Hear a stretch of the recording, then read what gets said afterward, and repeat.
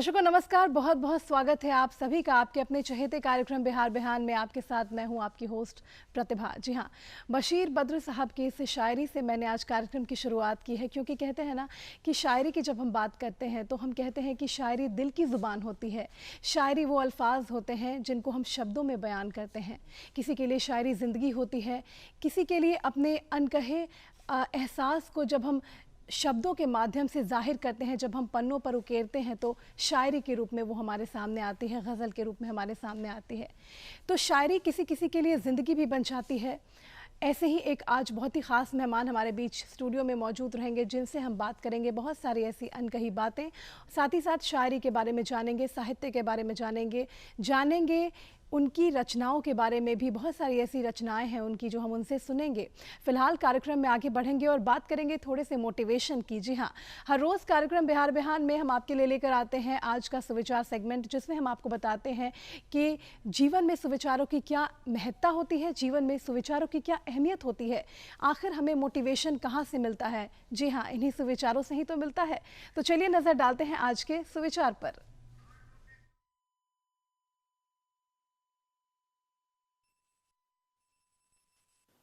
महात्मा गांधी ने कहा था, पहले वो आप पर ध्यान नहीं देंगे, फिर वो आप पर हंसेंगे, फिर वो आपसे लड़ेंगे और तब आप जीत जाएंगे। डॉक्टर एपीजे अब्दुल कलाम ने कहा था, सपने वो नहीं हैं जो आप नींद में देखें, सपने वो हैं जो आपको नींद ही नहीं आने दे।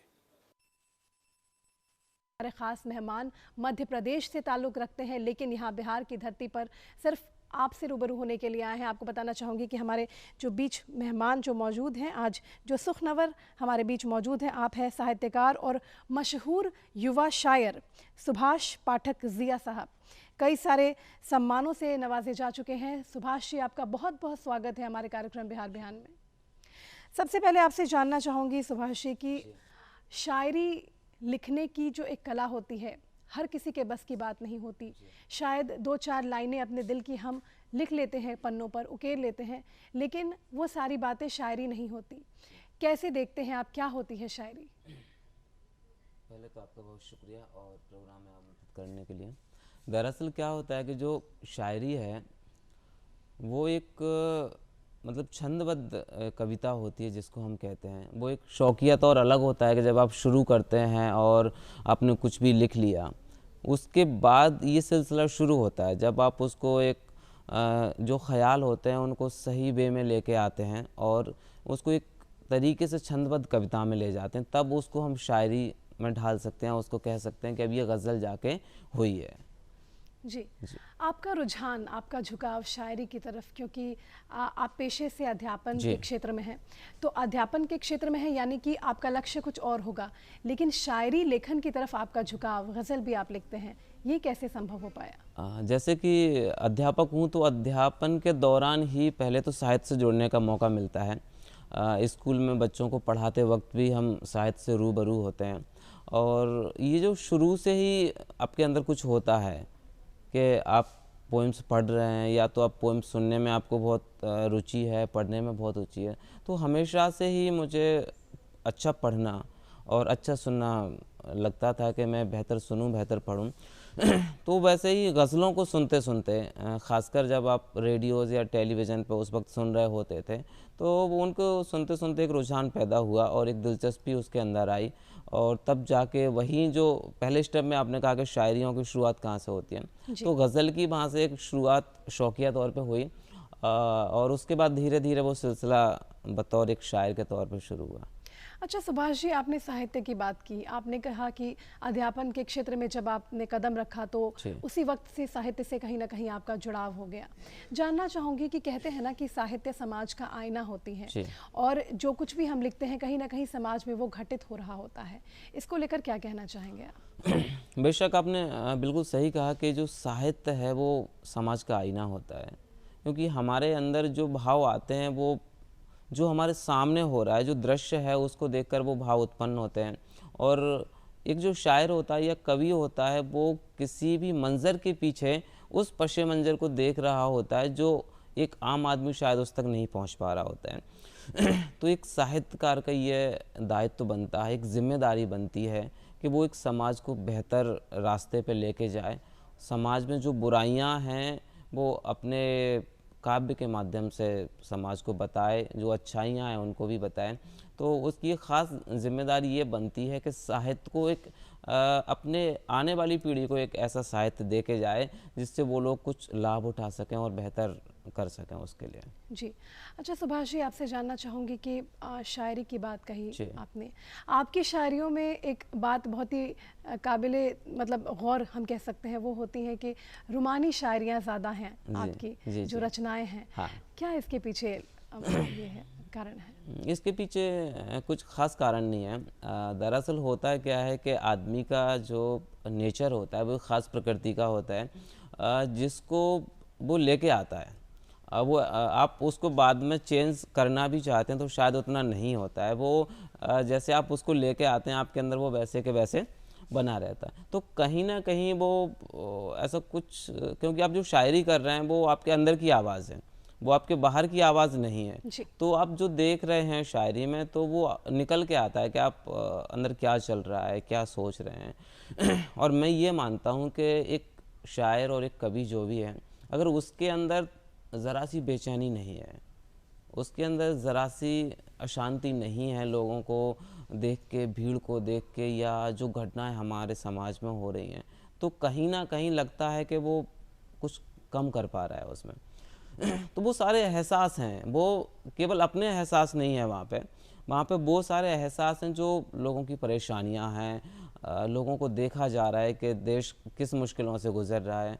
अभी पिछले लॉकडाउन में हमने देखा कि मज़दूरों की बुरी हालत हुई, बेचारे इधर से उधर घर पहुँचने में परेशानी। तो वो जो दुनिया के दुख दर्द हैं वो शायर कहीं ना कहीं अपने कलम के माध्यम से लोगों तक पहुंचाता है। तो उसके पीछे एक वजह मैं ये मानता हूं कि जो रूहानियत उसके पीछे है, ये जो दर्द है, वो सिर्फ अकेले का नहीं, पूरे समाज का दर्द है। बिल्कुल, यानी कि शायर और कवियों की ये खासियत होती है कि जी। वो समाज के दुख दर्द को अपने बेशक। भीतर समेट कर उसे शब्दों के माध्यम से कागज़ पर लिखते हैं। आपसे जानना चाहूँगी कि सफल शायर या सफल गज़ल लेखक किसे मानते हैं आप? ये जो अगर आप सफल शायर या गज़ल, कब आपको ऐसा लगता है कि आपकी रचनाएं मुकम्मल हुई हैं? नहीं, ये तो रचनाएं मुकम्मल होने के तो तरीके अलग अलग होते हैं। जी। सबसे पहला तरीका तो ये है कि जब आप आम जन की बात अपनी शायरी से कहना शुरू कर देते हैं, या आप ऐसे शेर कहना शुरू कर देते हैं जब आपको ये लगता है कि सुनने वाला ये कहता नहीं ये मेरी बात कही है, जी। ये सिर्फ आपने अपनी बात नहीं कही है, बल्कि जब जो सुन रहा है उसको ऐसा लगना चाहिए नहीं ये मेरे साथ भी हुआ है, ये जो कह रहे हैं वो। तो पहली कंडीशन तो यही होनी चाहिए कि आप अपने आप को शायर माने, गज़लकार माने। उससे पहले ज़रूरी है कि आप लोगों तक कितना जुड़ पा रहे हैं। बिल्कुल। दूसरी बात गज़ल के करें तो गज़ल में ये है कि गज़ल का अपना अलग नियम है, व्याकरण है, छंद है। तो मुकम्मल तो उसी तौर पे माना जाता है जब आप उसकी जो जितने भी मतलब कंडीशन होती हैं आप उनको फॉलो करते हैं और उसके आधार पर गज़ल कहते हैं, तो तब मुकम्मल उसको कह सकते हैं। और एक शायर तो कभी मुकम्मल नहीं होता, बिल्कुल, क्योंकि ज़िंदगी सीखने का नाम है और वो हमेशा हमेशा कुछ ना कुछ नया होता रहता है। तो शायर को मुकम्मल कहना बहुत मुश्किल है। बिल्कुल, प्रक्रिया तो सीखने की लगातार आजीवन चलती रहती है। आपसे जानना चाहूँगी कुछ ऐसी रचनाएं आपकी, कुछ ऐसी शायरियाँ हैं जो हमारे दर्शक भी निश्चित तौर पर इस वक्त श्रोता जो हमारे सुनना चाहते होंगे, कौन सी शायरी सुनाएंगे? बेशक, पहले तो जो हम बात शुरू किए थे कि जो एक शायर होता है, एक कवि होता है, और एक साहित्य जो है वो समाज का आईना है। तो वहाँ से कुछ एक शेर मुझे याद आता है कि ज़ुबान तक बात भूखे पेट की आने नहीं देती, ज़ुबान तक बात भूखे पेट की आने नहीं देती, ये खुददारी तो हरगिज़ हाथ फैलाने नहीं देती। क्या बात! ये खुददारी तो हरगिज़ हाथ फैलाने नहीं देती, चला जाता मैं तुमको छोड़कर यूं ही मुसीबत में, चला जाता मैं तुमको छोड़कर यूं ही मुसीबत में, मगर इंसानियत यूं छोड़कर जाने नहीं देती, बहुत मगर इंसानियत यूं छोड़कर जाने नहीं देती। बहुत शुक्रिया। बहुत खूब, बहुत खूब। वाकई जो शब्द हैं आपके, जो शायरी के एक एक शब्द हैं जो आपने अभी सुनाए, उसमें कहीं ना कहीं एक खुददारी वाली बात, जी। जो इंसान इसीलिए कहते हैं शायद कि साहित्य समाज का आईना होती हैं, क्योंकि जो लोग खुददार होते हैं, जो लोग स्वाभिमानी होते हैं, उन लोग के भीतर कहीं ना कहीं अगर आपके इस शायरी को वो पढ़ें और वो समझें तो उनको लगेगा कहीं ना कहीं वो अपने आप को इससे जोड़ पा रहे हैं। आपसे जानना चाहूँगी सुभाष जी, अगर शायरों की बात होती है, शायरी की बात होती है, गज़लों की बात होती है, तो कौन से ऐसे गज़ल लेखक हैं या कौन से ऐसे शायर हैं जब आपने इस क्षेत्र में लिखना शुरू किया था तो किसी न किसी के कोई ना कोई प्रेरणा स्रोत होते हैं या कहीं ना कहीं से कोई इंस्पायर्ड होता है, तो आपके आदर्श कौन, किसे मानते हैं आप शायरी में? उस वक्त जब शुरू किया था तो किसी एक पर्टिकुलर शायर को हम नहीं कह सकते हैं कि मैं इनको पढ़ना शुरू किया। उस वक्त क्या जो सामने आया वो सुना, लेकिन उसमें कुछ ख़ास लोग थे, जैसे शहरयार साहब थे। तो उनका जब मैंने पहली बार इंटरव्यू सुना और उनके बारे में जाना, उनकी जो गज़लों के बारे में जाना कि उन्होंने उमराव जान फिल्म में कुछ गज़लें अपनी दी हुई थी, इन आँखों की मस्ती के मस्ताने हज़ारों हैं। उसके बाद निदा फ़ाज़ली साहब, एक बड़ा नाम जो रहे हैं, उनका काफ़ी प्रभाव उस वक्त पड़ा मेरे, जब मैंने शुरू किया।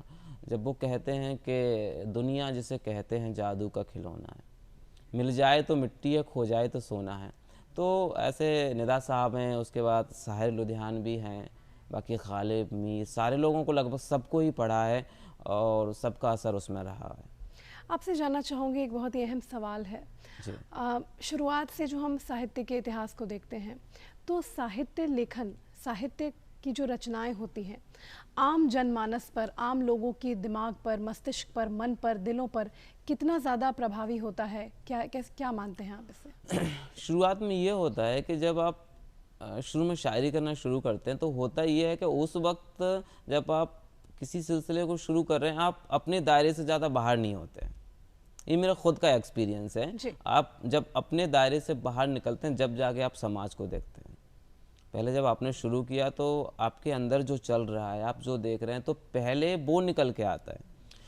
धीरे धीरे शायर समाज से जुड़ता जाता है, फिर समाज के बाद उसकी और स्ट्रेंथ आगे जाती है, तो धीरे धीरे उसका एक सिलसिला शुरू होता है। अगर शुरू की बात की जाएगी तो फिर वो मुझे जहाँ तक लगता है अपने आप को ज़्यादा महत्व उस वक्त देता है शायद। जी, इसी बात पर कुछ शायरी हो जाए। हाँ बेशक, मैं एक मतलब और एक शेर मुझे याद आ रहा है कि दिल पे क्या क्या सितम नहीं गुजरे, दिल पे क्या क्या सितम नहीं गुजरे, शुक्र कीजिए कि हम नहीं गुजरे। शुक्र कीजिए कि हम नहीं गुजरे। और शेर यूँ है कि एक क़यामत से कम न थे वो पल, एक क़यामत से कम न थे वो पल, सो क़यामत से कम नहीं गुजरे। क्या बात है, बहुत शुक्रिया। और एक मतलब और एक शेर और मुलाहिज़ा कर लीजिए कि कोई दामन कोई शाना होता, कोई दामन कोई शाना होता, मेरे अश्कों का ठिकाना होता। तुम नहीं कोई नहीं है जैसे, तुम नहीं कोई नहीं है जैसे, तुम अगर होते ज़माना होता। क्या बात है, तुम नहीं कोई नहीं है जैसे, तुम नहीं हो कोई नहीं है जैसे, तुम अगर होते ज़माना होता। बहुत ही खूब, बहुत ही खूब, बहुत ही खूब। अच्छा, आपसे जानना चाहूँगी सुभाष जी, शायरियाँ होती हैं, गज़ल होते हैं, बहुत कम लोग हैं जो दोनों के बीच के एक अंतर को समझ पाते हैं कि शायरी क्या है, गज़ल क्या है। आप कैसे देखते हैं दोनों को, शायरी और गज़ल को? शायरी गज़ल तो लगभग एक ही बात होती है। अगर शायरी और गज़ल और हम कविता की बात करें तो थोड़ा सा चेंजेस उसमें होता है। ये होता है कि गज़ल भी एक कविता ही होती है, वो भी एक पोइट्री ही होती है, लेकिन अलग अलग विधाओं में क्या होता है कि अलग अलग व्याकरणिक जो नियम होते हैं वो सबके अलग अलग होते हैं। जैसे गज़ल है तो वो उसका अपना अरूज है जो फ़ारसी व्याकरण पे आधारित है जी। और अगर हम कविता की बात करेंगे तो उसमें कविता में गीत भी आता है, छंद मुक्त कविताएं आती हैं, छंदों में कविताएं आती हैं। तो फ़र्क सिर्फ इसी आधार पे होता है कि उनका जो फॉर्मेट है वो क्या है, बाकी तो फीलिंग्स तो वही है। अब गज़ल भी कहिएगा तो फीलिंग्स वही रहने वाली है, पोएम्स भी करिएगा तो गीतों में भी वही रहेगा। तो इनमें मेन जो अंतर मुझे समझ आया है वो सिर्फ फॉर्मेट का है, बाकी जज्बात वही होते हैं। अच्छा, साहित्यकारों की अगर बात करें, अगर प्रॉपर साहित्य की बात करें, कहानी, नाटक, इन सबों की बात करें, तो आप किन्हें अपना आदर्श मानेंगे अगर साहित्य की बात करें? प्रॉपर साहित्यकारों की बात करें, शायरों की बात करें तो उनमें गुलजार साहब को मैं अपना आदर्श मानता हूँ। गुलजार साहब जो हैं वो पोइट्री भी करते हैं। उसके बाद उन्होंने स्क्रीन प्ले और बहुत सारी कहानियाँ, नॉवेल्स, सब कुछ लिखा हुआ है। तो गुलजार साहब मेरे इसमें आदर्श हैं।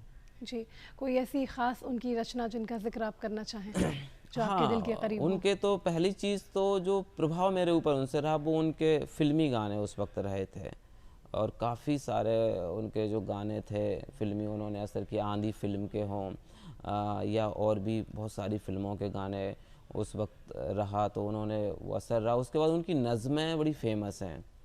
उनकी एक नज़म है कि सांस लेना भी कैसी आदत है, जिए जाना भी क्या रिवायत है। तो ये नज़म मुझे बहुत पसंद थी, और जो अभी मैं आपको सुनाया हूँ। अच्छा सुभाष जी, एक बहुत ही दिलचस्प बात है वो आपसे जानना चाहूँगी। जैसे साहित्य में तो कई विधाएं होती हैं, शायरी, गज़ल, हाँ। कविताएं, नाटक, कहानियाँ, जी।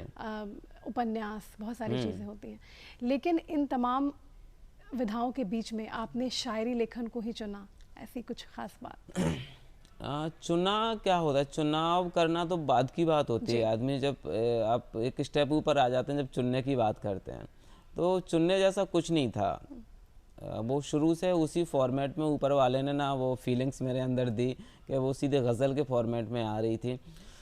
सो इसके अलावा मैंने और भी कुछ कलम चलाई है, और भी जो विधाएं उस पर भी कुछ कुछ होता है। जैसे कुछ कहानियाँ या जो शॉर्ट कहानियाँ जिनको कहते हैं वो लिखी हैं, कुछ गीत भी लिखे हुए हैं।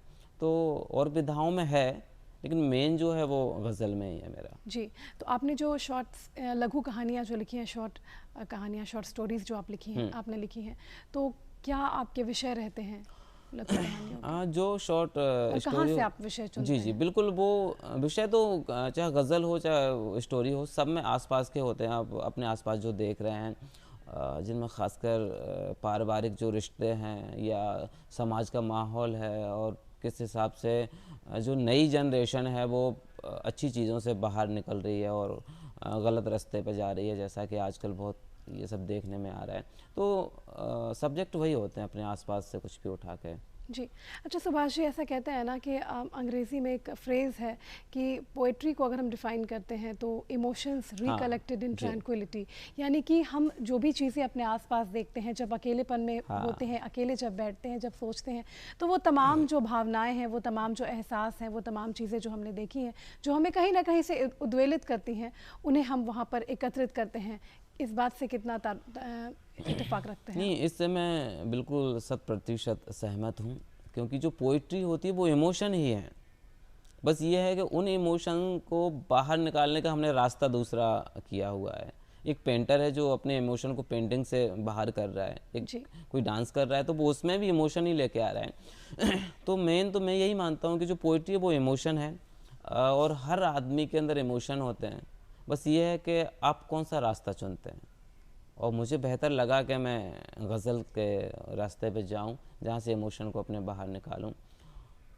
जी, कुछ रचनाएं सुनना चाहेंगे? हाँ बेशक, जहाँ इमोशन की बात हो रही है तो मैं कुछ सुनाता हूँ आपको कि मुझे सलीके से बर्बाद भी नहीं करते, मुझे सलीके से बर्बाद भी नहीं करते, अजीब लोग हैं इमदाद भी नहीं करते। कभी कभी ये लगे भूलते नहीं हो तुम, कभी कभी ये लगे भूलते नहीं हो तुम, कभी कभी ये लगे याद भी नहीं करते, कभी कभी ये लगे भूलते नहीं हो तुम, कभी कभी ये लगे याद भी नहीं करते। और बतौर ख़ास एक शेर भी इसी से सुनिएगा कि ये लब खुले तो तुम्हें मांग लेंगे तुमसे ही, ये लब खुले तो तुम्हें मांग लेंगे तुमसे ही, इसी सबब इन्हें आज़ाद भी नहीं करते, इसी सबब इन्हें आज़ाद भी नहीं करते। सुभाष जी, आपसे जानना चाहेंगे, आपकी 2 पुस्तकें भी प्रकाशित हुई हैं, क्या है विषय इन पुस्तकों के और क्या है इन पुस्तकों में, आपसे जानना चाहेंगे? जो मेरी पहली किताब है वो मेरा गज़ल संग्रह है, दिल धड़कता है, जो कि अभी 2020 में ही मध्य प्रदेश उर्दू अकेडमी से पब्लिश हुआ आई है। और सब्जेक्ट तो जहाँ मेरी गज़लें हैं इसमें सारी की सारी पूरी जो कि उर्दू लिपि में आया हुआ है। और दूसरी किताब जो है वो ये मेरे संपादन में आई हुई है, ये नए मिजाज का शहर है। इसमें मैंने डॉक्टर आरती मैम के साथ मिलके जो 40 साल से कम के जो शायर थे उनको लेके एक संकलन तैयार किया हुआ है। ऐसे युवा जिन्हें एक मौका मिलना चाहिए किताबों में छपने का, पब्लिश होने का। तो ये दोनों किताबें मेरी आई हुई हैं और मैं इस किताब से कुछ आपको सुनाता हूँ, कुछ गज़ल वगैरह। वो ये सुनिएगा कि गज़ल यूँ है कि राब्ता एक हसीन टूटा है, फूल ताज़ा तरीन टूटा है। राब्ता एक हसीन टूटा है, फूल ताज़ा तरीन टूटा है। अब के तो अश्क भी नहीं आए, अब के तो अश्क भी नहीं आए, अब के दिल बेहतरीन टूटा है। क्या बात है। दिल तो कॉमन सी चीज़ है यारो, दिल तो कॉमन सी चीज़ है यारो, मुझसे उसका यकीन टूटा है। बहुत बड़ी बात। दिल तो कॉमन सी चीज़ है यारो, मुझसे उसका यकीन टूटा है। और शेर यूँ है कि इतने जुगनू कहाँ से आए हैं, इतने जुगनू कहाँ से आए हैं, क्या सितारा महीन टूटा है। इतने जुगनू कहाँ से आए हैं, क्या सितारा महीन टूटा है। राब्ता एक हसीन टूटा है। बहुत ही ख़ास, एक एक शब्द में बहुत ही गहराइयाँ छुपी हुई जी। हैं। अगर हम उसे समझने की कोशिश करें तो बहुत ही गहरा अर्थ छुपा रहता है शायरी के एक लफ्ज़ों में। आपसे जानना चाहूँगी सुभाष जी की गज़ल के श्रोता, जी, जैसा जी। कि हम पहले देखा करते थे, गज़ल का प्रॉपर एक जो हम कहते हैं ना कि स्टेज शोज़ हुआ करते थे ज़्यादा, जी, जी, जी। गज़ल प्रेमी ज़्यादा हुआ करते थे, गज़ल के शौकीन बहुत हुआ करते थे। लेकिन आज के परिप्रेक्ष्य में हम देख पाते हैं तो कहीं ना कहीं गज़ल के श्रोता, गज़ल के जो दीवाने थे वो कहीं ना कहीं घट गए हैं। क्या वजह मानते हैं आप? पहली चीज़ तो ये है कि अभी जो है बहुत गज़ल या कुछ भी वो लोगों तक पहुंचने के जो साधन है वो आसान हो गए। पहले आप जिन शायरों को सुन पाते थे उन्हें मुशायरों के और जो कोई कवि सम्मेलन हो रहा है उनके माध्यम से ही सुन पाते थे। तो पहली बात तो ये है कि अभी आप मुशायरा सुनने जाने की बजाय आप सोचते हैं कि यूट्यूब पे जाके भी सुन लेते हैं या पढ़ लेते हैं। तो पहली वजह तो ये है। दूसरी वजह इसकी ये है कि जो शायरी थी पहले संजीदगी के साथ हो रही थी, उसमें समाज को और अपने जज्बात को, इन सब को बहुत महत्व दिया जा रहा था। फ़िलहाल कहीं ना कहीं ऐसा देखने में आ रहा है कि लोग जो चकाचौंध है उसकी तरफ भाग रहे हैं, तो वो हल्की शायरी भी कर रहे हैं। इस वजह से भी लोगों का जो रुझान है वो मुशायरों की तरफ से थोड़ा कम हुआ है। क्योंकि पहले हम देखा करते थे कि लाइव कॉन्सर्ट्स जी, वगैरह जी। बहुत हुआ करते जी, थे जी। गज़ल के, और लोग उतनी ही तादाद में पहुंचते भी थे, टिकट्स भी बहुत ज़्यादा बुक हो हाँ, जाती हाँ, थी। हाँ। लेकिन आज के परिप्रेक्ष्य में हम कहीं ना कहीं बहुत कम ही देख पा रहे हैं इन सब नहीं, चीज़ों में। उतना ज़्यादा कम तो नहीं हो रहा है। जी। दरअसल अभी ये है कि गज़ल को लेके बहुत सारे इवेंट्स होते हैं, बहुत मुशायरे होते हैं। तो दूसरी बात ये है कि हाँ, ये कह सकते हैं कि बड़ा तबका है जो इस तरफ नहीं है। बाकी तो गज़ल में भी बेहतर हो रहा है और मुशायरे मुसलसल चल रहे हैं, उसके बेहतरी के लिए काम किए जा रहे हैं। सो हाँ, ज़रा सा कम हुआ है। उसकी वजह यह है कि अभी कुछ आसानियाँ हो गई हैं, आप गज़ल कहीं भी सुन सकते हैं, पढ़ सकते हैं। दूसरा जो युवाओं का ख़ासकर जो लगाव है वो साहित्य से कहीं ना कहीं कम है। जी। अच्छा सुभाष जी, शायरी की बात होती है तो हम एक बात बहुत ही ख़ास गौर करते हैं कि पहले जो शायरियाँ लिखी जाती थी, पहले जी। जो शायर लिखते थे हाँ, शायरियों को, हाँ, तो कुछ ख़ास विषय रहते थे उनके। जैसे कि हम जब भी शायरी पढ़ते थे तो या तो इश्क पे जी, शायरियाँ जी, होती थी, जी। महबूब की आंखों पर शायरियाँ होती थी, महबूब खिड़की से झांक रहा है, ऐसे ऐसे विषय होते थे, बहुत ही रोमानी विषय होते थे। जी। लेकिन आज के परिप्रेक्ष्य में हम देखते हैं तो कहीं ना कहीं शायरी का जो विषय है, उसका जो एसेंस हम कहते हैं, वो बहुत विस्तृत हो गया है। इसको कैसे देखते हैं आप? ये बहुत ज़रूरी परिवर्तन था जो हुआ है, वो गज़ल के लिए बहुत ज़्यादा मतलब बेहतर है। और दूसरी बात यह है कि जैसे हम पहले ही बात शुरू किए हैं कि जो साहित्य है वो समाज का आईना है। बिल्कुल। तो साहित्यकारों ने देर से ही सही ये जिम्मेदारी ली कि हमारे आसपास क्या हो रहा है। तो इसको तो मैं बहुत सुखद मानता हूँ और मुझे लगता है कि ये ज़रूर होना चाहिए कि आप शायरी में सिर्फ अपने आप को भी महदूद ना रखें, आप अपने आसपास भी देख रहे हैं, अपने देश को भी देख रहे हैं, अपने समाज को भी देख रहे हैं। तो जहाँ तक अगर हिंदी गज़ल में इसकी बात मानते हैं तो जो दुष्यंत कुमार हैं उन्होंने इसकी मशाल थामी और वो इसको आगे लेके आए। उसके बाद तो एक लंबी परंपरा भी शुरू हुई है कि लोग गज़लें जो कह रहे हैं वो आम आदमी की पीड़ा पे कह रहे हैं, उसके दर्द पे कह रहे हैं। बिल्कुल यही सवाल जी। मैं आपसे करने वाली थी अभी, जी। जिसका आपने कहीं ना कहीं जिक्र छेड़ दिया है हाँ। कि गज़ल तो बहुत सारे ही लेखकों हाँ, ने हाँ। लिखी, लेकिन दुष्यंत कुमार की गज़लें ज़्यादा मुकम्मल हुई। इसके पीछे की वजह यही मानते हैं आपके समाज को लेकर वो गज़लें जी, लिखा जी। करते थे? बेशक दुष्यंत साहब जो थे उन्होंने एक उस वक्त कहा जाए तो एक जो गज़लों में क्रांति जिसको कहते हैं वो क्रांति वो लेके आए। जहाँ गज़लें आपने पहले कहा कि वो इश्क और महबूबा और गोलो ये बुलबुल पे ही मतलब महदूद थी, उन तक ही सीमित थी। उसके बाद जब दुष्यंत आते हैं तो वो आम आदमी की बात करते हैं, वो सरकार से सवाल करते हैं वो सिस्टम के ख़िलाफ़ बोलते हैं। तो वो एक सिलसिला जो रहा है उन्होंने एक अजीम शायर बनाने में बहुत महत्वपूर्ण रहा है। जैसे कि मैंने पहले ही कहा था कि ज़ुबान तक बात भूखे पेट की आने नहीं देती, ये खुददारी तो हरगिज़ हाथ फैलाने नहीं देती। तो वही बात थी जो दुष्यंत साहब ने शुरू की, उसके बाद हम और तमाम शायर उसको लेकर अभी चल रहे हैं। तो इस हिसाब से बेहतर परिवर्तन जो दुष्यंत साहब लेके आए हैं वो बहुत ज़रूरी था। जी, कुछ रचनाएं आपकी हम सुनना चाहेंगे हाँ, फिर। बेशक मैं गज़ल से मतलब पेश करता हूँ। मुलाहिज़ा कीजिएगा कि जो मेरा गज़ल संग्रह है उसका टाइटल है दिल धड़कता है, और उसी शीर्षक की जो गज़ल है वो मैं सुनाता हूँ कि ज़रूर। है कुछ अजीब सा आज़ार दिल धड़कता है कुछ अजीब सा आज़ार दिल धड़कता है एक सदा पे हर एक बार दिल धड़कता है कुछ अजीब सा आज़ार दिल धड़कता है हर एक सदा पे हर एक बार दिल धड़कता है।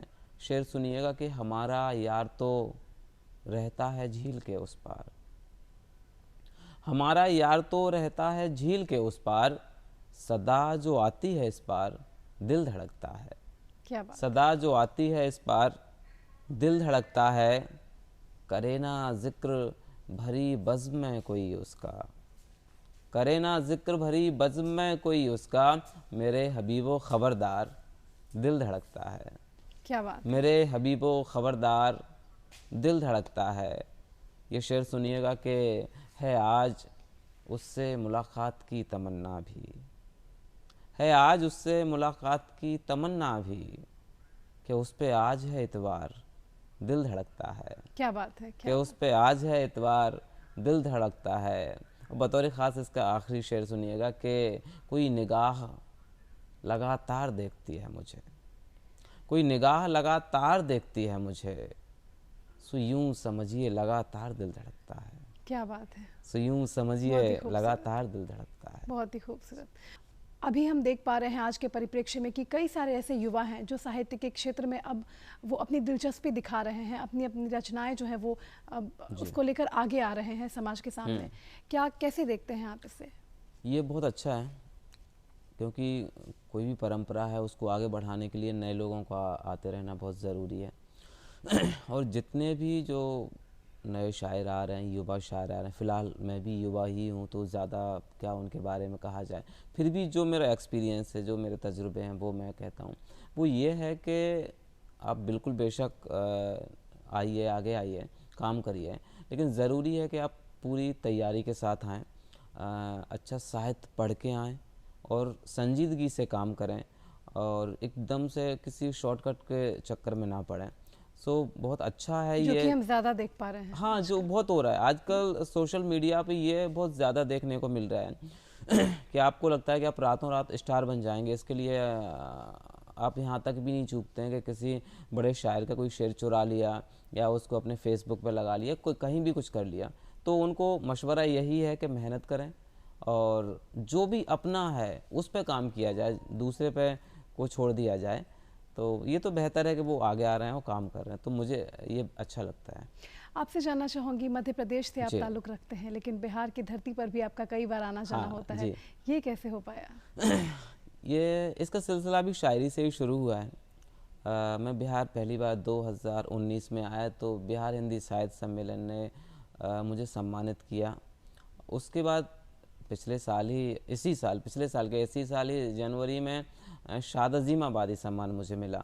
तो ये तो बिहार का दिल है जो किसी को नवाज रहा है, किसी को सम्मान दे रहा है। तो ये शायरी ही बिहार तक लेके आई है और आज यहाँ से सब लोगों से जो बात कर रहा हूँ, इसके पीछे वजह सिर्फ यही है। अच्छा सुभाष जी, आपकी अपकमिंग जो प्रोजेक्ट्स हैं, जो भी आपकी पुस्तकें आने वाली हैं या जी। कुछ ऐसे काम जो आपके आने वाले हैं, उनके विषय में हम जानना चाहेंगे। अभी फ़िलहाल ये है कि कुछ किताबें हैं जिन पे काम कर रहा हूँ जो जल्दी ही सामने आने वाली हैं, जिनमें पहली किताब तो मेरी ही दूसरी किताब आने वाली है। पहली किताब ये दिल धड़कता है जो मेरी आई हुई है तो उसके बाद दूसरी किताब जल्दी ही लोगों के सामने होगी। और संपादन में भी मेरी दूसरी किताब जो इबादत दुआओं की ज़िया नाम से जो किताब है वो भी जल्दी ही सामने आने वाली है। और प्रोजेक्ट्स की जो अगर बात की जाए तो एक वेब सीरीज़ है ग्रे स्टोरीज़ करके, उसके लिए गीत लिख रहा हूँ और तमाम अलग अलग म्यूजिशियन के साथ काम कर रहा हूँ। तो ये सारे काम आने वाले प्रोजेक्ट्स में हैं जिनको लोग देख पाएंगे, सुन पाएंगे। उम्मीद करता हूँ कि कुछ बेहतर लोगों के सामने लेके आऊँ अगले साल तक। जी सुभाष जी, आपसे जानना चाहेंगे कि ये जो बीता कोरोना काल रहा, जी जब लॉकडाउन के फेज से हम गुजर रहे जी थे, तो हमने ये अनुभव किया कि जो भी चीज़ें पब्लिकली हो पाती थी, जो जैसे मंचीय जो आप प्रस्तुति दे पाते थे, वो सारी चीज़ें बंद हो गई थी कहीं ना कहीं। तो कैसा ये दौर रहा, बीता जो दौर रहा आप लोगों के लिए, कितना ज़्यादा चैलेंजिंग हाँ, रहा? ये दौर, ये जो था कोरोना वाला दौर, एक तरीके से तो भयावह था। हर तरह से आदमी का अपने घरों में कैद हो जाना और ये हो जाना लेकिन ये जो कम्युनिकेशन था, भले हम मंचों से लोगों के सामने नहीं पहुँचे, लेकिन ये जो अपनी बात, अपना संदेश लोगों तक पहुँचाना था, उससे हौसला देना था, वो बंद नहीं हुआ। सारे जो काम थे वो फिर ऑनलाइन होने लगे। उसमें फ़ायदा ये हुआ कि अभी आप मंचों पे जब जुड़ रहे थे तो आप, जैसे अब इंडिया की बात कर रहे हैं तो इंडिया के शायरों के साथ ही वहाँ पे पार्टिसिपेट कर पा रहे थे। लेकिन जब वो ऑनलाइन होने लगा तो आप फिर जो अदर कंट्रीज़ हैं वहाँ के शायरों के साथ भी आपको अपने तजुर्बे बांटने का मौका मिला, उनसे सीखने का मौका मिला। तो इस लिहाज से ये अच्छा भी रहा है। अच्छा सुभाष जी, एक बहुत ही अहम सवाल है जो आपसे लेना चाहूँगी मैं। जी। कई बार ऐसा देखा जाता है कि, या हमने ऐसा देखा है कि साहित्य को, जैसे आपकी ही विषय में अगर बात करें तो अध्यापन के क्षेत्र को आपने जीविकोपार्जन के लिए चुना, लेकिन ये शौक है आपका जिसको आपने एक शौक को बहुत ही पैशन के तौर पे आप लेकर आते हैं अपने सामने।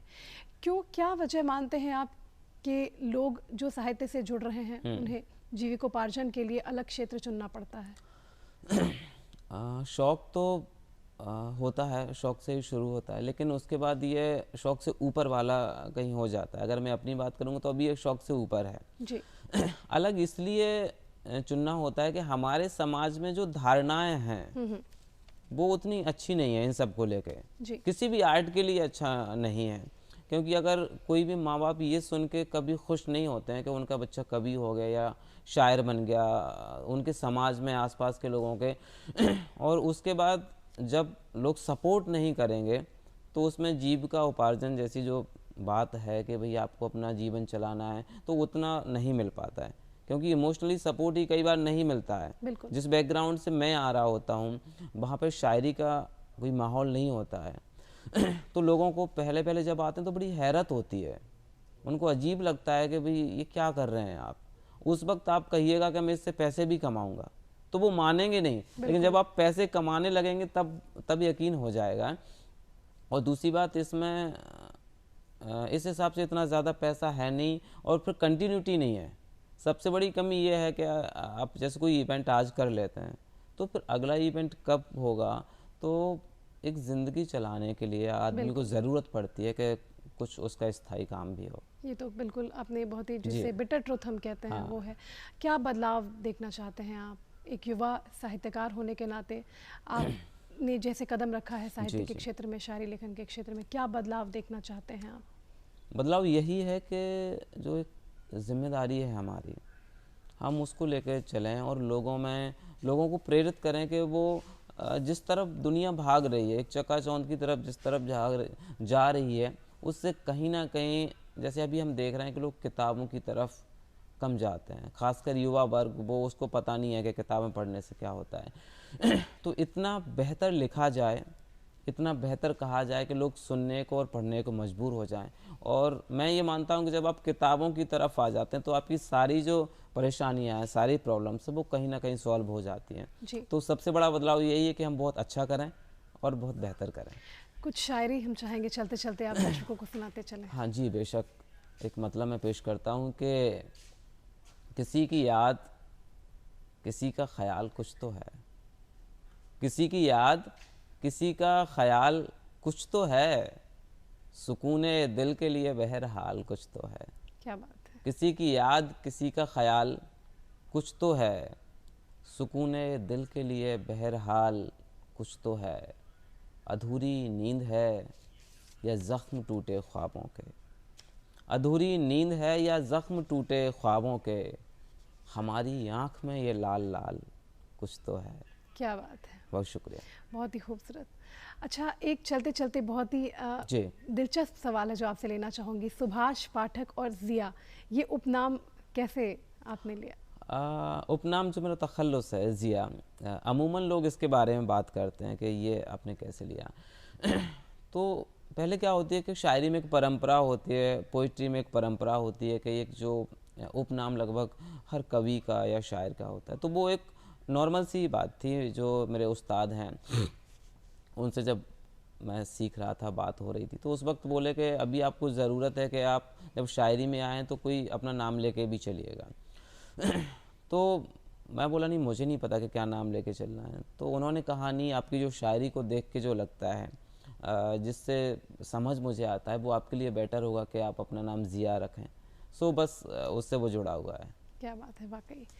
तो आप हमारे कार्यक्रम में आए सुभाष जी, और आपने इतनी सारी दिलचस्प बातें शायरियों को लेकर की, साहित्य को लेकर की, गज़ल लेखन को लेकर की, और साथ ही साथ अपनी इतनी महत्वपूर्ण रचनाएं हमें सुनाई, बहुत ही खूबसूरत रचनाएं। आपका बहुत बहुत आभार, बहुत बहुत शुक्रिया करना चाहेंगे हमारे कार्यक्रम में आने के लिए। आपका भी बेहद शुक्रिया जो आपने मुझे इस खास कार्यक्रम में आमंत्रित किए हैं। आपके लिए धन्यवाद। तो दर्शकों, ये थे हमारे आज के विशेष मेहमान सुभाष पाठक ज़िया, जो कि मशहूर युवा शायर हैं, गज़ल लेखन भी करते हैं, और इनसे कई सारी ऐसी बातचीत हमने की और कई सारी ऐसी बातों को जाना जो बदलाव के लिए बहुत ज़्यादा ज़रूरी है। साथ ही साथ बहुत ही खूबसूरत रचनाएं भी हमने आपको सुनाई। तो कैसा लगा आपको हमारा आज का ये कार्यक्रम, ये हम आपसे जानेंगे, और इसके लिए आपको नोट करना होगा हमारा पता। तो फटाफट उठाइए कॉपी और कलम और नोट कर लीजिए हमारा पता है कार्यक्रम बिहार बिहान, निदेशक DD बिहार, दूरदर्शन केंद्र पटना, फ्रेजर रोड, पटना 800001। हमारा ईमेल एड्रेस है डायरेक्टर DD के पटना